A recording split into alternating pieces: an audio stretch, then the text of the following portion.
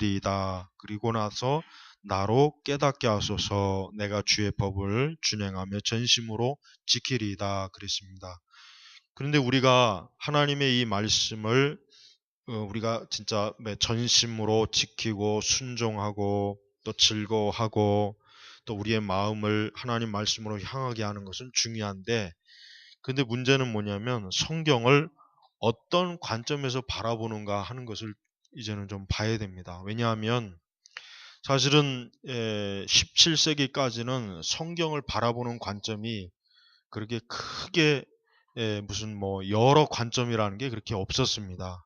물론 로마 카톨릭과 우리 개신교 사이의 성경을 보는 관점이 좀 많이 틀리긴 하는데, 그래도 로마 카톨릭이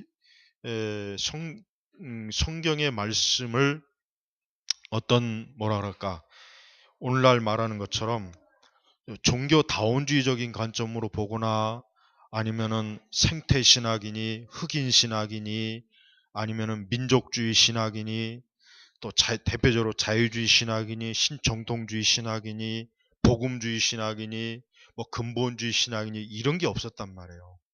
그러니까 루터나 칼빈이 카톨릭을 대항해서 싸우기가 참 좋았어요. 왜냐하면 서로 일치되는 공유하는 관점이 그래도 많이 있었단 말이에요. 그런데 지금은 솔직한 얘기로 저도 이제 예를 들면 혹 이제 어떤 분하고 이제 상담을 하거나 신앙의 문제에 대해서 이제 얘기를 해보면은 어떨 땐 이런 생각이 들어요. 도대체가 같은 성경을 가지고 어떻게 이렇게 서로 틀릴 수가 있을까? 참 이게 뭐 신기하기도 하지만 한편으로 야, 이건 분명히 뭔가 잘못됐지 않겠는가 그런 생각을 하게 됩니다. 그만큼 성경을 보는 관점이 지금은 어떻다는 거예요? 다양하다는 거예요. 다양해졌어요. 이게 참 문제예요. 같은 성경의 말씀인데도 같은 우리가 복음서의 말씀을 읽던가 창세기의 말씀을 읽어도 어떤 사람은 정말 너무나 다르게 해석을 하고 이해를 해요. 어떻게 보면 신기할 정도로 봐요. 예를 들면 사실 이제 우리 사회도 그래도 우리나라 뭐 교회가 아무리 뭐 타락했다고 해도 동성애를 허용하자는 이런 얘기는 그래도 뭐 주류든 보수적인 것이든 뭐 자유주의인 것이든 그렇게 내놓고 얘기하는 곳은 거의 없어요.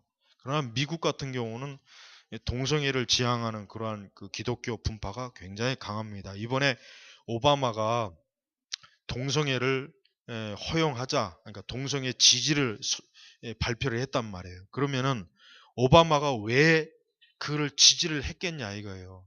이거는 그가 개인적으로 나는 아니지만 그러나 선거 전략상 동성애를 지지하는 게 자기가 다음에 대선에 아마 유리하다고 판단을 했기 때문에 그런 것이지 그게 그냥 나온 게 아니란 말이에요. 미국에서 이 게이들은 우선 고학력층이에요. 고학력층이니까 당연히 뭡니까? 경제력이 강합니다. 그 경제력이 강하다는 얘기는 뭐예요? 영향력이 크다는 거예요. 그러다 보니까 아마 오바마가 자기가 생각하기에 이제 자기 그 선거 전략 팀하고 생각하기에 이번에 동성애를 지지하는 게 아무래도 표를 더 얻겠다 그런 생각을 했는데 뭐 현재까지로서는 오히려 그게 더 마이너스로 나타나긴 했습니다. 근데 여러분 미국 같은 경우는 같은 교회나 같은 목사나 신학교라도 어떤 곳은 하나님 성경을 근거로 해가지고 동성애는 하나님께서 절대 이 동성애를 죄다, 이걸 악이다 그렇게 하지 않았다. 그렇게 또 신학을 끌어대는 경우가 있습니다. 또 가장 뭐 또 보편적인 거 우리나라 여성 안수가 과연 성경적으로 맞냐 틀리느냐 이것도 성경을 가지고 서로 논쟁을 하지 어느 한 여성 안수를 지지하는 쪽은 성경에서 끌어낼 지지가 없어서 논쟁을 못하나 그런 일은 없거든요. 그러니까 이 뭔 얘기를 하냐면은 성경을 보는 관점이 지금 굉장히 다양화됐다는 거예요. 다양화. 그래서 제가 항상 주장하는 게 뭐냐면 그러면 성경을 어떤 관점에서 보는 게 가장 좋으냐 안전하냐 했을 때 여러분도 아시겠지만 종교 개혁자들이 신학의 근거에서 보는 게 가장 안전하다 이거예요. 왜? 거기서부터 웨스터민스터 대소요리 문답이 나왔고 하이델베르크 문답도 나왔고 청교도 신학과 신앙도 나왔고 근대 복음주의도 거기서 나왔단 말이에요 사실은. 그러니까 뿌리를 파고 들어가자면 종교개혁자들은 어디로 들어갑니까? 어거스틴으로 들어갑니다. 그럼 어거스틴은 어디로 들어갑니까? 사도 바울의 신학에서 나오는 거란 말이에요. 이게 다 이렇게, 그러니까 우리는 칼빈이나 어거스틴이나 루터가 우리의 뭐 선생이라기 이전에 그들이 하나님의 말씀을 원래 그대로 가장 올바르게 이해했기 때문에 그들의 글과 가르침과 신학을 배우자는 것이에요. 단순히 우리가 칼빈 우상으로 섬기자는 게 아닙니다. 지금 대단히 많은 칼빈주의를 오해하고 있는 사람들이 너무 많아요. 우리가 뭔 얘기, 예를 들면 내가 선택에 대해서 얘기하면 그거는 칼빈이 가르치는 거고 이렇게 얘기한단 말이에요. 여러분 어떻게 선택의 문제가 칼빈이 가르칩니까? 하나님 말씀에서 가르치는 거잖아요. 예? 하나님 말씀에서 도출해낸 교리지 이게 칼빈이 뭐 독창적으로 만든 교리가, 칼빈은 단지 체계화 시킨 거예요. 체계화. 응? 그러니까 근본적으로 하나님의 말씀인데도 불구하고 많은 분들이, 예? 어떤 그런 것들에 대한 어떤 장애를 가지고 성경의 말씀을 제대로 이해 못하는 거예요. 그럼 당신이 한번 성경을 연구해 봐라 이거예요. 그럼 그 사람들이 100년, 1000년을 연구했다 봐요. 결국은 오늘날 제대로 그가 연구했다면 칼빈주의를 그대로 도출해내게 돼 있어요. 도출해내게 돼 있단 말이에요. 그러니까 여러분 먼 길을 돌아갈 필요 없이 우리보다 이미 수백 년 전에 진짜 하나님을 경외하고 정말 천재적인 그런 지적인 이해력과 논리력과 사고력과 성경 지식을 갖고 있는 그런 위대한 사람들이 가르쳐 놓은 것을 우리가 지금 얼마나 편히 앉아서 보고 배우기만 하면 되지 않습니까? 그게 뭐가 어렵습니까? 그러면은 우리가 수십 년, 수백 년을 아무리 우리가 죽었다 깨어나도 알지 못할 거, 겨우겨우 알 것을 어? 한 서너 시간이면 알 수 있어요. 여러분이 기독교 강요만 정말 잘 읽어봐도요, 성경에 대한 보편적인 중요한 것들은 거기에 다 있어요. 어? 우리 스스로가 만약에 기독교 강요를 깨우치려면 어떻게 될까요? 제가 볼 때 한 몇백 년이 지나도 힘들 것 같아요. 저 같은 사람은. 그러니까 이미 우리 앞서서 위대한 하나님의 사람들이, 그들도 다 하나님의 인도를 받고 하나님의 감화 감동을 받고 기도하고 우리와 같이 다 신앙생활 하면서 성경을 연구해서 다 도출해낸 거지 않습니까? 그런 관점으로 성경을 우리가 지금 보고 이해하고 신앙생활하면은 얼마나 좋겠습니까? 근데 그걸 싫어하는 거예요. 그걸 싫어하고 전부가 다 뭐예요? 특히 이제 위험한 것은 포스트 모던의 세계에서는, 이전 근대 세계에서는 초자연적인 것이나 하나님의 이적이나 기적을 부인하는 성경 해석이 많이 들어왔다면은 이 포스트 모던 신학에서는 어떤 것이 들어왔냐면 초자연적이고 뭐고 그런 걸 다 허용을 하면서 문제는 뭐냐면 그건 각자의 뜻으로 받아들여라 이거예요. 예를 들면 우리 한 사람은 포스트 모던의 신학에 물들어 있고 나는 전형적인 보수, 그러니까 말 그대로 복음주의 신학을 가지고 있다면, 그러면은 자 동정녀 탄생에 대해서 얘기하면은 옛날 근대주의 같으면은 야 동정녀 탄생이 어딨냐, 지난 시간에 제가 불투만이 말한 것처럼 동정녀 탄생이 말이 되느냐, 과학적으로 설명이 안 되지 않느냐 거부한다면, 포스트 모던에 물든 사람들은 아 그래? 그럴 수 있지. 그렇지만 난 안 믿어. 그건 너나 믿어. 그래요. 그러니까 대화가 안 되는 거예요. 그래. 너는 예수님의 부활도 믿고 재림도 믿고 다 믿어라.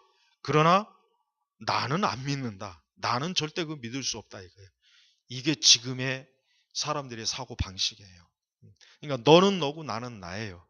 그러니까 성경도 그런 관점으로 보다 보니까 목회자들이 성경 해석을 가만히 설교를 들어보면은 도대체 저 해석이 어디서 나왔을까 하는 의문을 푸는 그러한 성경 해석들이 많이 나와요. 그리고 또 더 중요한 것은 내가 볼 때는 성경 문맹자들이 상당히 많아요. 문맹이 뭐예요? 글을 읽을 줄 모른다는 건데 어떻게 이 성경을 보고 그런 식으로 해석할까라고 하는 의문이 들 그러한 성경 해석을 많이 한다는 얘기예요. 그래서 우리는 성경을 어떤 관점에서 받아들이는가 하는 문제는 중대한 문제라는 것을 우리가 꼭 인식을 해야 됩니다. 그 이유는 뭐겠습니까? 오늘 우리가 본문의 시편 말씀처럼 하나님께서는 우리로 하여금 하나님의 말씀을 우리의 인생의 길잡이로 삼고 우리의 마음으로 그것을 따르고 우리가 그 증거를 향하게 하고 우리가 말씀을 통해서 허탄하고 어리석고 미련한 죄악을 경계하고 그걸 통해서 하나님을 경외하는 것을 우리 하나님 원하시는데 성경을 제대로 이해하지 못한다면 어떻게 우리가 이 말씀대로 순종할 수가 있겠냐 하는 문제예요. 성경을 바르게 이해해야 바르게 신앙생활을 할 수가 있지 않습니까? 그렇다면 반대로 성경을 바르게 이해하지 못하면 역시 우리의 신앙생활은 분명히 어딘가에서 문제가 생길 거란 말이에요. 그게 바로 누구예요? 그게 바로 신천지예요. 그게 바로 하나님의 교회예요. 대표적인 이단들. 신천지나 하나님의 교회나 보십시오. 그들도 성경을 가지고 자기 나름대로 해석하지 않습니까? 설명하잖아요. 적용을 하잖아요. 근데 그것이 잘못되었다 우리가 얘기하면 그들은 왜 잘못되었냐 이거죠. 왜 너희는 옳고 왜 우리는 틀리냐 이런 식으로 반박이 온단 말이에요. 지금 세상은. 이러다 보니까 과거에는 그래도 어느 공통적인 성경 이해와 해석에 대한 공감이 있었는데 지금은 그것들이 너무너무 이제 많이 퍼져가지고 참 공감하기가 어렵게 돼버렸어요. 예를 들면 교회 안에 있는 같은 사람도 누구는 성경을 굉장히 신비적으로 받아들여요. 신비주의적인 성경으로 받아들이고 어떤 사람은 굉장히 논리적으로만 성경을 또 이해하는 사람이 있어요. 그 두 사람이 같이 대화를 하다 신앙에 대해서 대화를 하면은 같겠습니까? 분명히 틀리단 말이죠. 그럼 그 두 사람의 삶의 방식도 틀려요. 어떤 사람은 성경을 가지고 대단히 신비주의적인 이해 방식을 가지니까 뭔가 굉장히 어떤 영적인 걸 막 추구하지만 어딘가 모르게 뭔가 좀 이상하고 또 반대로 어떤 사람은 굉장히 합리주의적이고 굉장히 성경을 분석적으로 보는데 굉장히 좀 뭔가 냉랭한 그런 맛이 있단 말이에요. 그러니까 성경을 어떻게 보느냐가는 굉장히 차이가 커요. 그래서 여러분 우리는 성경이 무엇보다도 성경이라고 하는 것은 하나님의 영감된 말씀이라고 하는 것을 제일 첫 번째로 받아들여야 됩니다. 성경은 뭡니까? 하나님의 분명히 영감된 말씀입니다. 여러분 온갖 신학적 이론이 다 분석하고 파헤쳐도 성경은 하나님의 영감의 말씀이에요. 이것만큼은 너무나 분명합니다. 여러분이 만약에 나는 성경을 하나님의 영감된 말씀으로 받아들이지 않습니다 한다면 그것은 여러분의 신앙의 미토대를 무너뜨린다고 생각하면 틀림이 없습니다. 마치 예전에 그 성수대교가 무너지는 것처럼 성수대교가 무너질 때 한순간에 폭삭 무너졌죠. 왜요? 그 기초가 부실하니까 무너졌잖아요. 마찬가지예요. 성경을 하나님의 영감된 이 말씀은 정말 하나님께서 사람에게 주신 이 세상의 절대 유일한 하나님의 말씀이다라고 그렇게 바라보는 것이 제일 성경을 첫 번째로 바르게 보는 관점입니다. 두 번째는 뭐냐면 성경을 생명의 양식으로 받아들여야 돼요. 생명의 양식. 예, 여러분이 설령 나는 이 성경을 좀 읽어도 좀 이해가 안 되고 성경을 읽어도 좀 뭔가 좀 잘 풀이가 안 된다 해도 여러분 제가 꼭 정말 여러분들한테 꼭 부탁드리고 싶은 것은 그래도 성경을 부지런히 읽으라는 얘기예요. 여러분이 밥을 먹거나 음식을 먹는데 그거를 일일이 영양소를 따지고 먹는 사람이 사실 몇 명이나 되겠습니까? 이 쌀에는 뭐가 있고 이 음식에는 뭐가 그렇지 않잖아요. 그냥 음식이잖아요. 음식이니까 내 입에 맞으면 먹는 거지 않습니까? 그걸 먹고 기운을 차린 거잖아요. 맞아요. 우리가 이 성경을 보려면 많은 신학도 해야 되고 뭣도 해야 되고 주석도 아니에요. 성경 말씀을 자체로 읽는 것 자체가 뭐예요? 여러분의 영적인 양식이란 말이에요.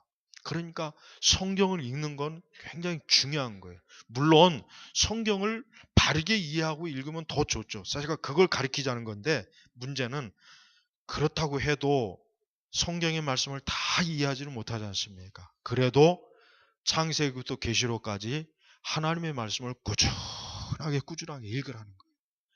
이게 정말 중요합니다. 이게 성경을 바르게 바라보는 관점의 두 번째. 왜? 성경은 우리 영의 적어도 거듭난 하나님의 자녀들의 양식이란 말이에요.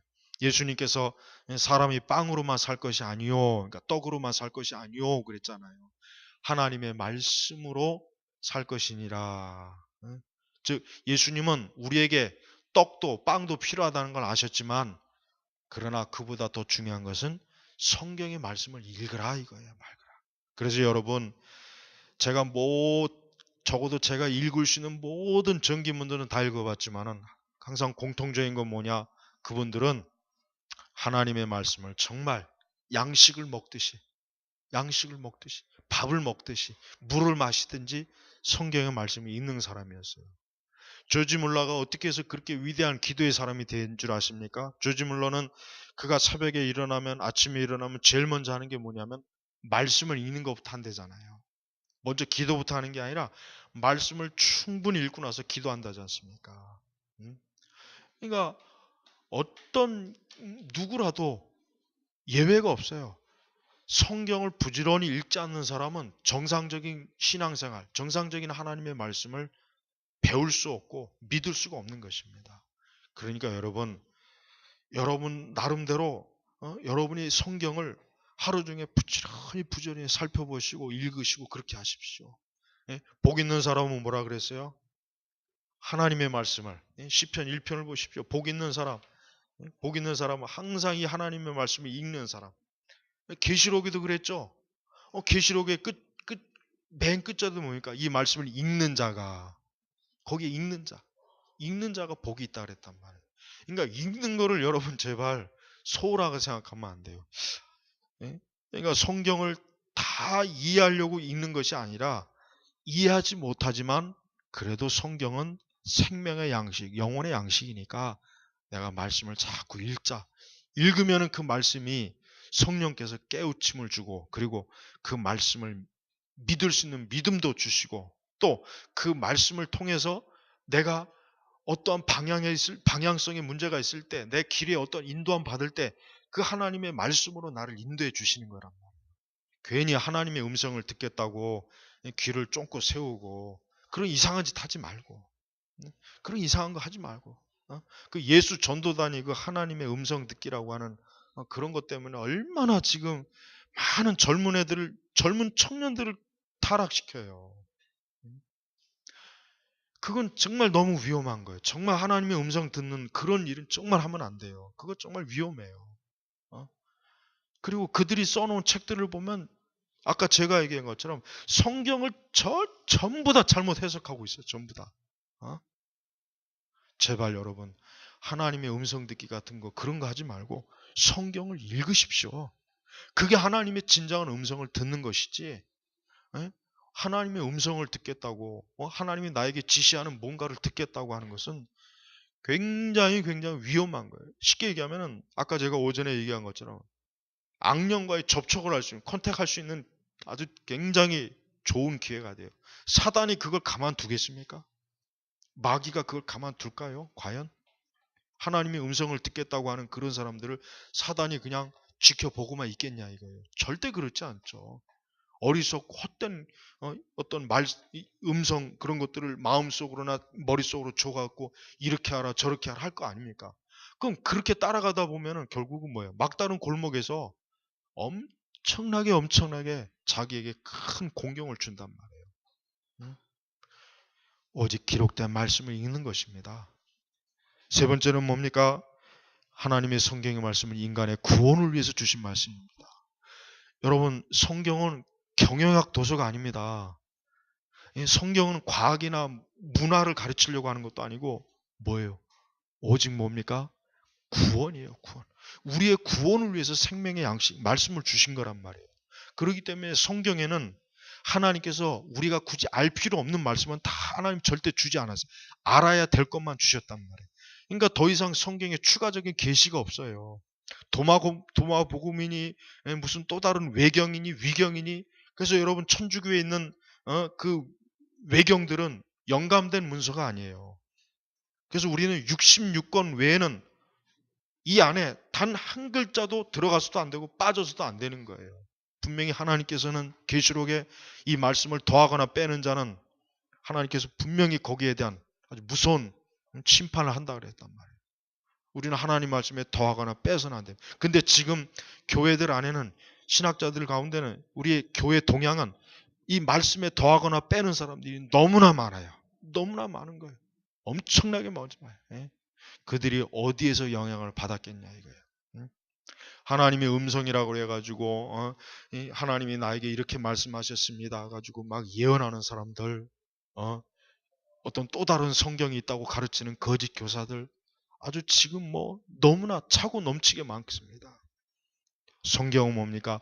인간의 구원을 위해서 주신 하나님의 말씀이에요. 구원. 우리를 죄에서 건지기 위해서 하나님께서 주신 생명의 말씀이지, 성경을 가지고 제발 난도질하면 안 돼요. 성경을 다른 목적을 가지고 이용하면 안 되죠. 물론 성경을 가지고 많은 사람들이 자기 나름대로 성경을 이용하는 경우는 많이 있지만, 근본적인 목적은 뭐냐면 성경은 인간이 그 죄와 사망과 멸망에서 구조받을 수 있는 그 귀한 생명의 길을 알려주는 하나님의 말씀이라는 것입니다. 그래서 우리는 성경은 사람이 창작한 것이 아니라 하나님이 저자라고 하는 것을 확고하게 우리는 알아야 돼요. 우리는 히브리서의 저자가 누군지 모릅니다. 히브리서의 저자가 과연 바울인지 바나바인지 아니면 또 다른 알려지지 않은 누군지는 몰라요. 그러나 한 가지 분명한 것은 히브리서는 하나님의 말씀이라고 하는 것, 그거 한 가지는 분명해요. 우리는 이사야서를 두 저자로 보는 관점을 받아들이지 않습니다. 그러나 중요한 것은 이사야서는 하나님의 말씀이에요. 이사야가 자기가 창작한 게 아니란 말이에요. 예? 바울의 로마서 분명히 바울이 쓴 것입니다. 그러나 그 로마서는 하나님께서 우리에게 주신 말씀이지 바울 스스로가 창작한 게 아니에요. 창작하게. 예. 셰익스피어가 아무리 위대하다고 해도 그는 성경의 말씀을 짓질 않았어요. 그가 아무리 뛰어난 문학성을 가지고 있다고 해도 여러분, 셰익스피어는 성경의 말씀을 쓴 일은 없어요. 오히려 뭡니까? 성경의 말씀을 아주 그의 작품 속에 그냥 무수하게 집어넣었단 말이에요. 워낙 성경의 대가니까. 그러니까 여러분, 우리가 알아야 될 것은 성경은 하나님께서 쓰신 말씀, 하나님이 저자라는 거예요. 그러니까 성경의 저자가 1차 저자가 누구냐 하면 누굽니까? 하나님. 그 다음에 2차 저자가 누구냐? 그것이 바로 이사야가 될 수도 있고 바울이 될 수도 있고 요한이 될 수도 있고, 누군 바로 그런 걸 얘기하는 거예요. 그러니까 우리는 성경을 하나님의 말씀으로 받아들이지 않는다면 우리는 우리의 신앙 스스로 우리를 그걸 부인하는 거예요. 그리고 나의 신앙과 믿음을 부인하는 거나 하나 다를 바가 없는 것입니다. 그리고 성경은 1.1획도 오류가 없습니다. 성경은 1.1획도 오류가 없는 말씀입니다. 왜 그렇습니까?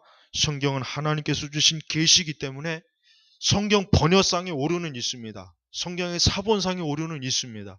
그렇지만 성경에 있는 모든 말씀은 단 한마디의 오류도 없다는 것을 우리는 알아야 돼요. 기독교의 여러분 고대 그리스의 그 저작들을 보면은 그들의 그 사본이 굉장히 숫자가 적기도 하겠지만은 1000년, 800년, 700년 후에 사본들이 나온 것이라 진짜 오늘날 우리가 알고 있는 소크라테스나 무슨 플라톤이나 이런 철학자들의 저서가 이게 진짜 원전인지 아닌지에 대해서도 의심이 가는 구절이 많단 말이에요. 근데 성경은, 구약 성경은 이미 히브리인들이 마소라 사본으로 딱 정경으로 잘 보존했기 때문에 아무 문제가 없죠. 헬라어도 아무 문제가 없어요. 헬라어 사본 아무리 지금 많이 발견된다고 해도 그 많은 사본들이 다 교차 대조를 학자들이 해보니까 정확하게 원본이 뭔지를 다 알 수 있다는 거잖아요. 틀림이 없는 거예요. 고대 사본 중에 성경만큼 사본이 많은 작품은 하나도 없습니다. 다른 작품들은 너무 숫자가 적고 원본이 발생한 이후에 너무 오랜 기간 지난 뒤에 사본이 생겨서 이게 과연 그것인지도 불분명한 거예요. 근데 성경은 그렇지 않아요. 성경은 너무나 사본이 많기 때문에 이 말씀을 숨길 수가 없는 거예요. 근데 한 가지 우리가 이거는 있어요. 성경을 나쁘게 변개시킨 건 알아야 돼요. 예를 들면 뭐 NIV 같은 것도 그렇고 NSV도 그렇고 KJV도 그렇고 뉴 킹제임스 그렇고 그다음에 우리 개역 개정판도 그렇고 우리 이 개역 개정판 그다음에 개역판도 그렇고 분명히 이 번역상의 오류는 많이 있어요. 근데 그 번역상의 오류가 원본의 오류는 아니란 말이에요. 그리고 우리는 지금 맘만 먹으면은 헬라어, 히브리어, 라틴어까지 모든 종교를 아니 모든 언어를 다 비교해 가면서 이 성경 말씀을 연구할 수 있는 학자들이 얼마나 많습니까? 그러니까 성경은 여러분 의심하지 마세요. 아무 자유주의자들이 그렇게 성경을 공격했지만은 자유주의자들의 그 성경 비평은 전부 다 무너졌습니다. 다 무너졌어요. 그들의 공격이 살아남은 게 없단 말이에요. 그래서 여러분 성경 1.1핵도 오류가 없다는 걸 여러분이 성경 말씀을 읽을 때 이 말씀이 진짜 정말 이게 원본에 있는 거야 없는 거야 의심하지 않아도 되는 거예요. 비교해서 읽으세요. 그러면 돼요. 그러면 다 알 수가 있어요. 또한 역사적으로 교회는 하나님의 말씀을 하나님의 계시로 분명하게 받아들였다는 것입니다. 예, 교회 역사에서 이 성경은 하나님의 말씀으로 분명하게 받아들였어요. 초대교회부터 시작해가지고 지금까지 기독교가 2000년 넘는 역사상 이 성경은 초지일관 교회에서 이것은 하나님의 말씀입니다 하고 교회가 다 받아들였다는 거예요. 그래서 우리는 성경의 말씀을 의심하지 않아도 되는 것입니다. 성경은 이렇게 이제 완성이 돼서 더 이상 축소하거나 확대할 필요도 없고 새로운 계시도 없습니다. 이미 예수님께서 부활하신 이후에 몇십 년 안 돼서부터 벌써 복음서가 기록되어지고 서신서가 기록되어져서 모아져 갖고 이미 성경이 초대교회 때부터 영감된 문서로 교회마다 다 회람돼 가지고 읽혀졌단 말이에요. 그 가운데서 교회가 하나님의 성령의 인도함 받아서 이거는 영감으로서 가치가 없다. 이거는 영감된 문서다 해가지고 모아진 게 신약 27권이에요. 27권이란 말이에요. 다만 이제 중세 시대까지 뭐 루터는 야고보서를 좀 폄하한 말도 했지만 그건 야고보서에 영감을 부인하는 말은 한 건 아닙니다. 많은 그 초기 3세기, 4세기, 5세기 요 시점에는 신약 성경에 대한 진정성을 의심하는 사람들이 많이 있긴 있었어요. 뭐 히브리서가 이게 과연 영감된 것이냐 아니냐 막 논쟁이 있었지만 시간이 흘러가다 보니까 그게 정리가 되면 어떻게 하나님의 성령께서 당신의 교회를 하나님의 영감된 말씀으로 잘 정리해서 27권이 딱 정해진 거란 말이에요. 그냥 27권이 여러분 저 영주주의자들이 말하는 것처럼 이 신약의 27권은 권력을 잡은 그 당시 교회가 정한 것이다. 사실은 이것이 진짜가 아니라 자기들이 그 영지주의적인 복음, 도마복음이니 뭐니 이게 진짜 성경인데 그건 거짓말이란 말이에요. 역사를 보면 알아요. 교회가 이미 벌써 신약 성경을 하나님의 말씀이라고 공에서 선포하기 이전에 이미 벌써 교회는 이 27권을 교회들마다 그 당시 교회들이 이것이 하나님의 말씀이라고 다 둘러봤단 말이에요. 그러니까 다만 공회는 뭘 결정한 거냐면 이제는 우리가 요 27권이 하나님의 말씀이라고 하는 것을 이제 공개적으로 우리가 선포하자. 그것밖에는 안 되는 거예요. 공회가 우리 요 말씀은 하나님의 말씀이고 요건 아니고 그걸 결정한 게 아니고 이미 그 당시에 확증된 걸 다만 선포만 한 거란 말이에요. 그러니까 우리가 신약 성경을 의심하면 안 돼요. 신약 성경 어떤 것도 들어가지 말아야 될 게 들어갔다거나 들어가야 될 게 안 들어갔다거나 하는 그런 건 절대로 없습니다. 그 영지주의자들의 말을 절대로 여러분 믿으면 안 돼요. 근데 지금 성경에 관련된 그 출판된 도서들 보면은 이 영지주의자들이 쓴 거 굉장히 많이 나와 있습니다. 성경 왜곡의 역사니 뭐니 해가지고 그 전부 잘못된 관점에서 쓰여진 거라 그거 읽고 나서 또 이러니까 이 성경에 이거는 믿을 수가 없어. 이건 뭔가 역사적으로 오류가 심한 것들이야. 예수님이 사실은 십자가에서 죽지도 않았고 사실은 마리아하고 결혼해가지고 저 남유럽 프랑스 어디로 가서 결혼해서 살아가지고 무슨 왕조를 이루었는데 이런 그냥 황당무계한 말도 안 되는 그런 것들이 지금 막 이 반기독교주의자들은 아주 그걸 아주 그냥 진실이라고 여긴단 말이에요. 그래서 여러분, 우리는 성경의 말씀에 전적으로 헌신하며 따를 수 있습니다. 34절에 나로 깨닫게 하소서 내가 주의 법을 준행하며 전심으로 지키리이다. 전심으로 지키리이다. 37절에 내 눈을 돌이켜 헛하는 것을 보지 말게 하시고 주의 도에 나를 소송케 하소서. 그러니까 하나님의 말씀에 전적인 헌신을 할 수가 있는 이유 뭐냐면 이게 진리이기 때문에 그러는 거예요. 이게 진리가 아니라면은 우리가 이 말씀에다가 우리 자신의 영혼을 걸 수가 있겠습니까? 걸 수가 없죠. 어떻게 겁니까? 우리가 밖에 나가서 예수님을 믿어야 구원받습니다라고 하는 이 전도의 선포를 할 수가 있겠어요? 없죠. 어떻게, 왜? 그게 만약에 진리가 아니라면. 그러나 그게 성경에서 가르친 진리이기 때문에 우리는 저 먼 오지에 가서도 복음을 전하는 선교사가 있는 거예요. 그들이 할 일 없이 목숨을 걸고 그런 데 가는 게 아니란 말이에요. 칼빈은 인간이 하나님을 아는 지식을 어디서 할 수 있는가? 성경에서 얻을 수 있다 그랬어요. 인간이 하나님을 알 수 있는 가장 완전한 지식을 어디서 얻을 수 있는가? 성경, 특별 계시에서 알 수가 있다고. 자연 계시를 통해서는 알 수가 없기 때문에 우리는 성경이 아니면 하나님을 온전히 알 수가 없다 그랬단 말이에요. 근데 중세 시대 그 로마 카톨릭 신학의 체계를 세운 토마스는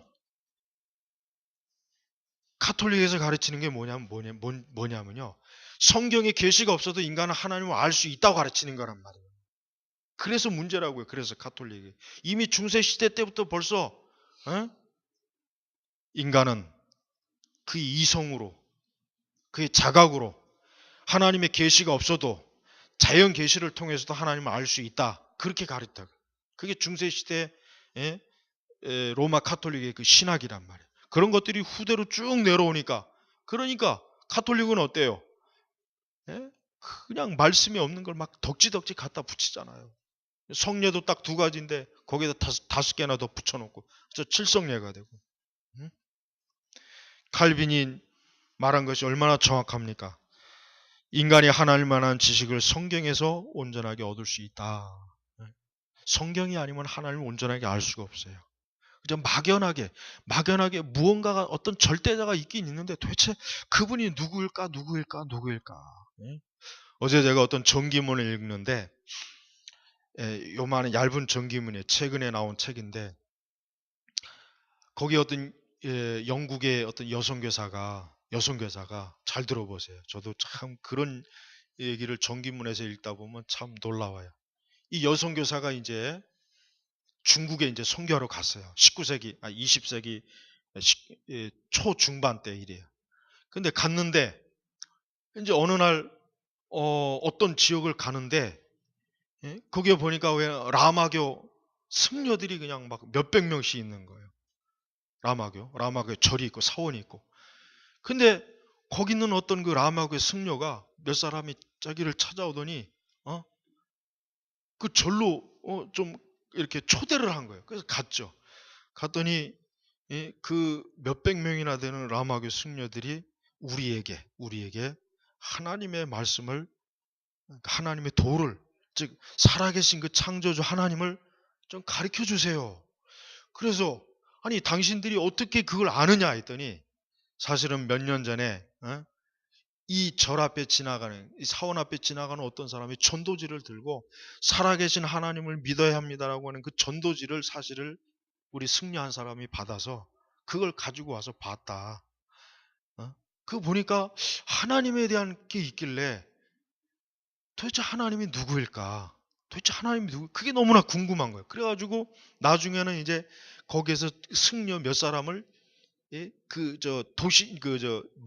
마을을 해가지고 멀리 내보낸 거예요. 도대체 하나님을 알 수 있는 길이 없을까 해가지고 물어 갔는데 중국 내지 선교로 들어간 거예요. 가가지고 뭘 얻었냐면 중국어로 된 사복음서를 얻은 거예요. 그 사복음서를 그들이 가져와가지고 500명이나 되는 그 라마교의 승려들이 그걸 읽고 가지고 그 복음서를 읽고 아하, 하나님이 계시구나. 우리가 그동안 막연하게 믿던 이 절대자가 이분이구나 해가지고 그때 그걸 깨달았다는 거예요. 근데도 좀 더 우리가 좀 알고 싶은데 이걸 가르쳐주는 교사가 없는데 당신이 이 말씀을 가르치는 선교사라고 하는 소문을 듣고 당신에게 말씀을 듣고 싶어 해서 초청한 겁니다.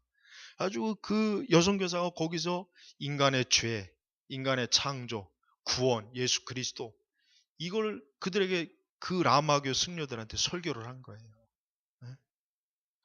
여러분, 성경은 이렇게 인간이 무언가가 어떤 절대자에 대한 그 갈망이 있거든요. 누구나 그런 게 다 있어요. 세상에 사람이라면 어느 누구도 빼놓지 않고 어떤 절대자에 대한 갈망이 다 있어요.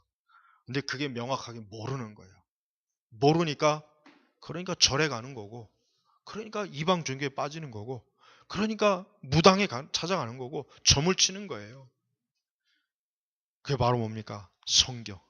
이 하나님의 말씀을 봐야 그 초월자, 절대자가 바로 하나님이시구나. 그분의 아들 예수 그리스도께서 우리를 구원하러 오셨구나 하고 깨닫게 하시는 것입니다.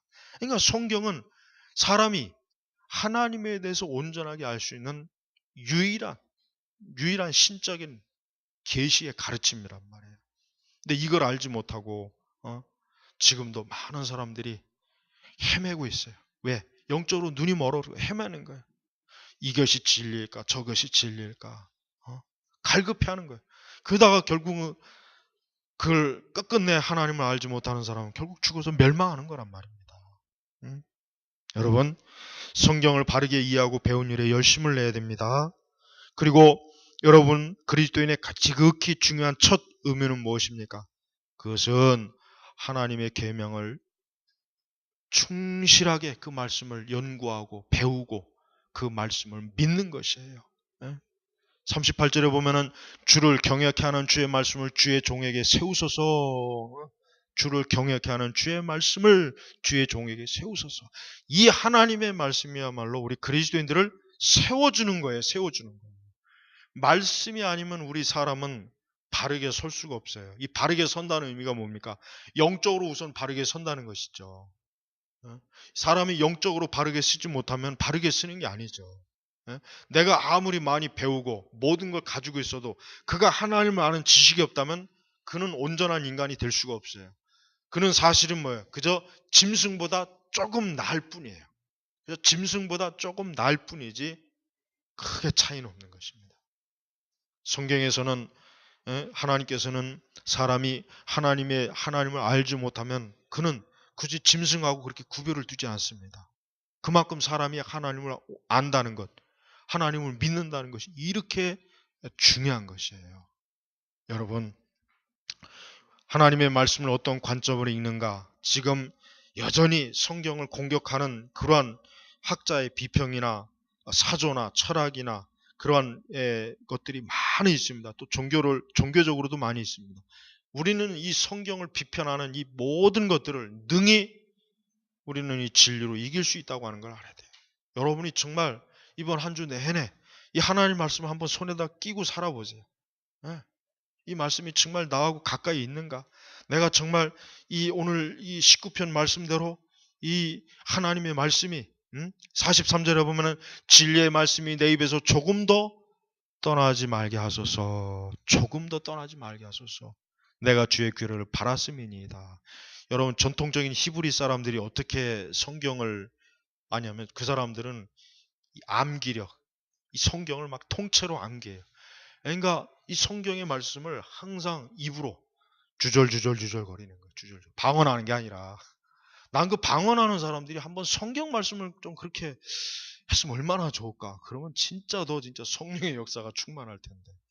그 이상한 그 말도 안 되는 방언 그만 좀 하고. 히브리 사람들이 정통적으로 히브리 사람들이 교육이 뭔지 아십니까? 말씀을 아주 외우게 해가지고 입에서 외우는 거예요. 행위 완전한 여호와의 법에 행하는 자가 복이 있으며 이거를 조용조용히 읊조리는 거예요. 계속해서 하루 종일. 이게 정통 랍비 교육의 한 부분이에요. 랍비들이 이렇게 교육한다. 그러니까 랍비 세 사람만 있으면 성경을 회복하는데 아무 지장이 없대잖아요. 설령 지구상에서 성경이 싹 없어져도 그렇게 암기력이 좋은 거예요. 그 사람들이 왜 성경을 암기하느냐? 다른 게 아니에요. 이 말씀이 내 입에서 조금도 떠나지 말게 하소서. 이 말씀을 먹고 마신다. 히브리 사람들은 아예 이 말씀을 먹고 마신다는 개념이 강하단 말이에요. 애초부터 그래요.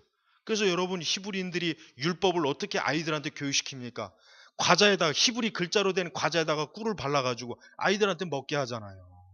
그래서 아이들이 머릿속에다 하나님의 말씀은 꿀처럼 달구나. 어릴 때부터 심어주는 거예요. 어릴 때부터. 우리 서빈이 같이 막 저렇게 어릴 때. 우리 애들은 좀 늦었어요. 우리 애들은 과자 맛이나 아이스크림 맛을 더 좋아하는 것 같아요. 그렇게 해서까지도 유대인들은 말씀이 꿀 같은 송이꿀이다 하는 것을 아이들한테 확 심어주는 거예요. 그렇게 해서 자랐으니 여러분 얼마나 그 하나님 말씀에 정통하겠습니까? 오늘날 교회는요, 우리 교회는 교회 학교가 없지만은 여기 우리 이제 청년들도 이 다음에 결혼하고 아이들 낳으면은 하나님 말씀 교육을 가장 중요하게 여겨야 돼요. 제발 그래야 됩니다. 제발 세상 교육보다 말씀 교육을 더 중요하게 여겨야 돼요. 그래야 됩니다. 그러면은 그 아이들이 바로 서는 거는 하나님이 다 정말 책임져 줘요. 그러니까 말씀을 계속 읽어주고 자기 전에 말씀 읽어주고 하나님 성경 말씀에 관련된 좋은 시청각 자료들 많으니까 그거 계속 보여주고 영어 공부를 시킨다고 해도 영어 어린이 성경 얼마나 많아요. 그거 해주고 그러니까 말씀 교육을 많이 시켜야 돼요. 많이. 다른 거 안 해도 돼요. 괜히 저 동물원에나 유대인들은 아이들한테 동물 보여주는 걸 굉장히 싫어합니다. 왜 사람이 동물을 봐야 되느냐 이거예요. 자기보다 못한 피조물인데 왜 동물을 보여주냐 이거예요. 유대인들은 그런 생각 갖고 있어요. 우리하고는 거꾸로잖아요. 벌써 관념이 틀려요. 우리하고는. 여러분 우리는 우리 자신도 그렇지만은 지금과 같은 이런 정말 온갖 죄악들이 우리 머릿속으로 우리 눈으로 우리 귀로 우리 삶 속으로 우리 문화로 막 파고드는 이 시점에서 그걸 막을 수 있는 유일한 길은 성경 말씀밖에 없어요. 그런데 안타까운 건 교회가 제일 성경 말씀을 가장 소홀히 하는 것 같아요. 그러니 여러분 제발 한 주간 동안도 여러분이 힘있게 정말 살고 싶다면 영적으로 여러분이 바로 섰고 강건하게 여러분 영육간에 정말 강건하길 정말 원한다면 성경의 말씀을 부지런히 여러분의 입에서 떠나지 말고 말씀을 항상 읽고 여러분이 쉬는 시간에도 말씀을 읽고 괜히 여기저기 수다 떨지 말고 스마트폰으로 괜히 또 영화 보고 그냥 이상한 거 하지 말고 말씀 봐요. 말씀. 요즘 저는 스마트폰이 솔직한 얘기로 반갑지 않지만 딱 좋은 게 하나 있어요. 그 안에 성경의 앱이 참 좋아요. 다양한 게 있잖아요. 거기에다 교리 또 있지. 이건 참 좋더라고요. 여러분 굳이 두꺼운 거 이게 성경책 아니더라도 말씀을 볼 수 있잖아요. 얼마든지 비교해서. 얼마나 좋습니까? 제발 이런 것들을 우리는 거룩하게 이용해야 돼. 거룩하게 자꾸 이용하고 거룩하게.